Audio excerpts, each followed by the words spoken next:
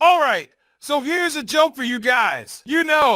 I recently decided to get in shape, so I started going to the gym. And let me tell you, I hate it. I hate everything about it. I hate the people. I hate the smells. I hate the music. But most of all, I hate the mirrors. Seriously, what is with all the mirrors? Are they really necessary? I mean, I already know what I look like. I don't need a constant reminder that I'm a sweaty, out of shape mess. And have you ever noticed that everyone in the gym is always so serious? Like, they're on some kind of mission to transform their bodies into Greek gods or something. Meanwhile, I'm just trying to survive on the treadmill without falling off. But you know what really bothers me about the gym? It's the weights. I mean, why are they so heavy? Who decided that lifting a giant metal barbell is a good way to get in shape? And don't even get me started on those dumbbells. They're not even shaped like bells. But I'll tell you what, I found a way to make the gym a little more enjoyable. I just pretend that I'm in an action movie.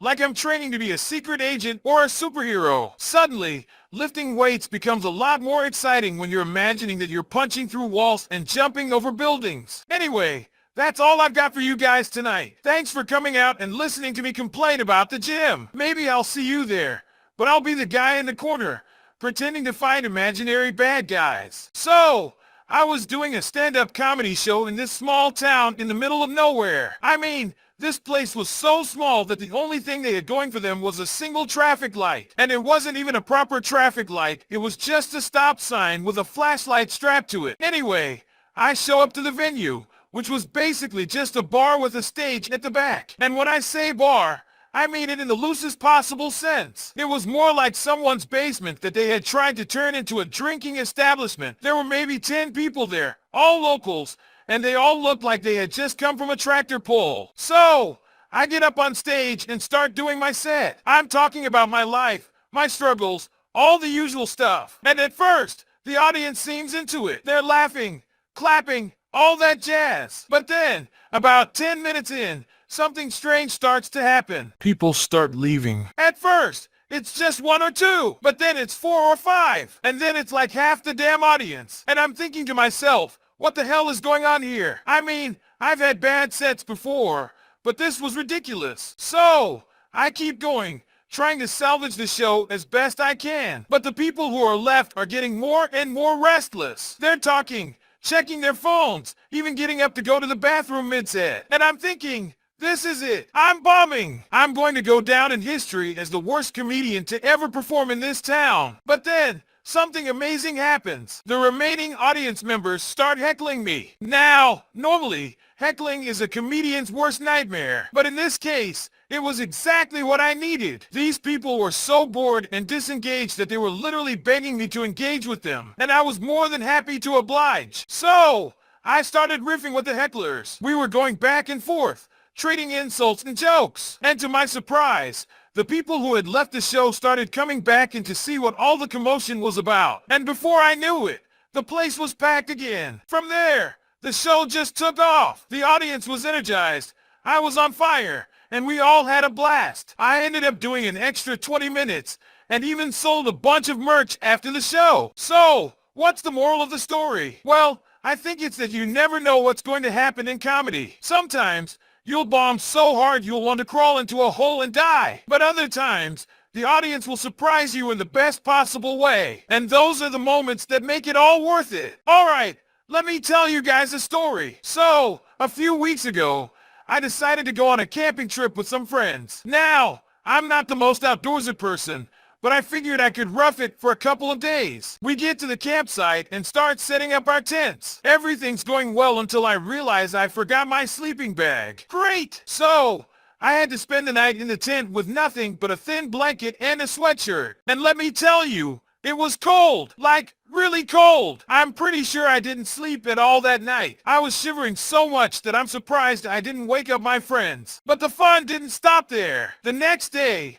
we decided to go hiking. Now, I'm not exactly in the best shape of my life, but I figured I could handle a little hike. Wrong! We ended up going on this crazy steep trail that seemed to go on forever. I was huffing and puffing, trying to keep up with my friends who were all in much better shape than me. At one point, I even had to stop and take a break on a rock because I thought I was going to pass out. Finally, We made it to the top of the trail and the view was amazing. I was so proud of myself for making it all the way up there.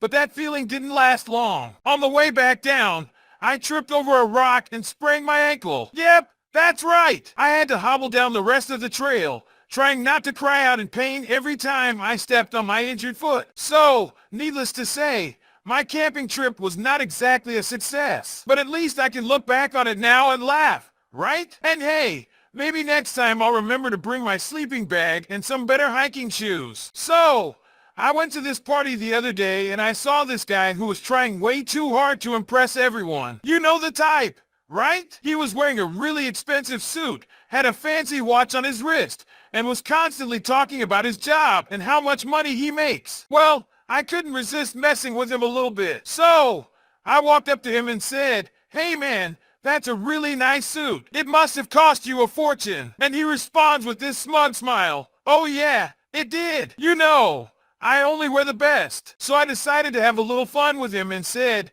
"Well, it's a shame really. I mean, with all that money, you could have bought yourself a personality." The guy looked like he had just been hit in the gut. It was hilarious. But then I realized something. Making fun of someone for trying too hard to impress others is kind of hypocritical. I mean, we all want to be liked and admired to some extent, right? So, I decided to change my approach. I went up to the guy and said, "Hey, you seem like a really confident and successful guy. What's your secret?" And we ended up having a great conversation. It turns out that he was really passionate about his work and had some really interesting things to say. So, the moral of the story is this. Instead of making fun of people for trying too hard to impress others, let's try to understand where they're coming from and maybe even learn something from them. And who knows, we might just make a new friend in the process. All right, let me tell you guys a story. So, the other day, I was at the grocery store trying to pick up some items, and as I was walking down the aisle, I saw this woman with a cart overflowing with food. I mean, this woman had enough food to feed an army. So, I decided to strike up a conversation and asked her, "Wow, you must have a big family or something?" And she replied, "No, actually, I'm just preparing for the apocalypse." I mean, what kind of response is that? It's not like we're living in a post-apocalyptic world where we need to stock up on supplies to survive. I couldn't help but laugh and said, "Well, if the apocalypse comes, I'll just come to your house. You seem to be more prepared than anyone else." But then she looked at me with a serious face and said, "You're welcome to come, but just know that I'm also prepared to defend my supplies." And that's when I decided that maybe it was best to just leave her alone and continue my shopping. I mean, who knows what kind of weapon she has hidden in that cart? But it got me thinking, what would I do if the apocalypse did come? I don't have any supplies or weapons, and I don't know how to defend myself. So, I decided to start watching those survival shows on TV and learn some survival skills. But let's be real, if the apocalypse does come, I'll probably be one of the first ones to go. I mean, I can barely survive a camping trip, let alone an apocalypse. Anyway, moral of the story is, always be prepared, but don't go overboard. And if the apocalypse does come, just hope that you're on the right side of the person with the cart full of supplies. Okay.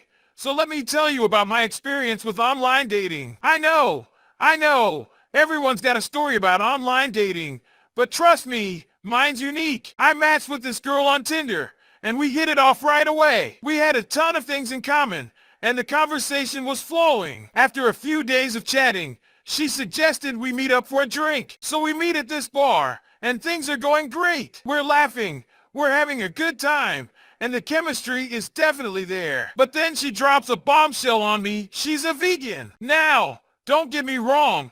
I have no problem with people who choose to be vegan, but I love my meat. So I'm like, okay, no big deal. We can just get separate meals. But she insists that we share a meal, and she wants to pick the restaurant. So she takes me to this vegan restaurant, and I'm looking at the menu like, what the hell is this? Tofu scramble? Quinoa bowl? I have no idea what any of this stuff is. So I just picked something at random and hoped for the best. Well, what I got was this. I don't even know what to call it. It was like a pile of mush with some leaves on top. And the taste, it was like eating dirt. Meanwhile, my date is loving her meal, going on and on about how delicious everything is. And I'm just trying not to gag. After we finish eating, we're walking back to our cars, and she says, "So, what did you think of the food? And I'm like, it was interesting. And she says, oh, I'm so glad you liked it. I can't wait to take you to my favorite raw food restaurant next time. And that's when I knew it wasn't going to work out between us. I mean, I'm all for trying new things, but there's a limit to what I'm willing to put in my mouth. So, moral of the story, if you're going to date a vegan, make sure you know what you're getting yourself into. And always bring a backup snack, just in case.